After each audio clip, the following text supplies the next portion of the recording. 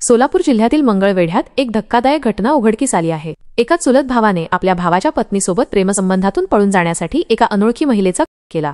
विवाहित महिला आणि तिचा दीर या दोघांनी मिळून महिलेचा गळा दाबून खून केला आणि मृतदेह शेतातील गंजीत जाळला। प्रेयसी किरण सावंतने आत्महत्या केल्याचे भासवण्यासाठी हा बनाव रचण्यात आला। पोलिसांनी या प्रकरणी निशांत सावंत आणि किरण सावंत या दीर भावजय विरुद्ध गुन्हा दाखल केला आहे। पोलिसांनी दिलेल्या माहितीनुसार दीर निशांत आणि त्याची 21 वर्षीय वहिनी किरण यांचे प्रेमसंबंध होते। दोघांना एकत्र राहायचे होते, पण नातेवाईकांकडून विरोध होण्याची शक्यता होती। त्यामुळे त्यांनी एक योजना आखली। किरणने आत्महत्या केल्याचा बनाव करायचा असे ठरले। किरणला मृत दाखवण्यासाठी निशांतने एका मानसिक आजारी महिलेचा शोध सुरू केला। जुलै 14 रोजी निशांतला पंढरपूरमध्ये एक वेडसर महिला भेटली। निशांतने महिलेला फसवत एका ठिकाणी नेलं। किरण हिने तुमच्या मुलाशी लग्न केले असून तुम्ही घरी या, मी तुमच्या मुलाची भेट घालून देते असं तो म्हणाला। महिलेला पाटखळ येथे आणले आणि तिथे तिचा गळा दाबून केला। नंतर मृतदेह गंजीत टाकून जाळला। किरणने आत्महत्या केली असल्याचं भासवून दोघांनी पळून जायचं असा या दीर आणि वहिनीचा प्लॅन होता।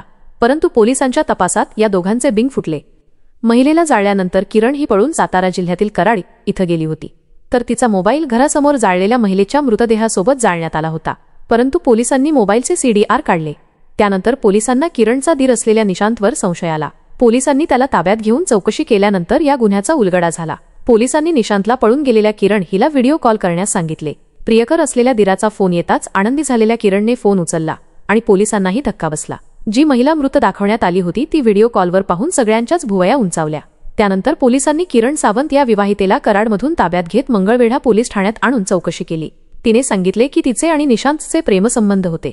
दोघांना पळून जाऊन एकत्र राहायचे होते, त्यामुळे त्यांनी हा बनाव रचला। दरम्यान उपविभागीय पोलीस अधिकारी विक्रांत गायकवाड आणि त्यांच्या टीमने अवघ्या 24 तासांत या गुन्ह्याचा तपास लावला।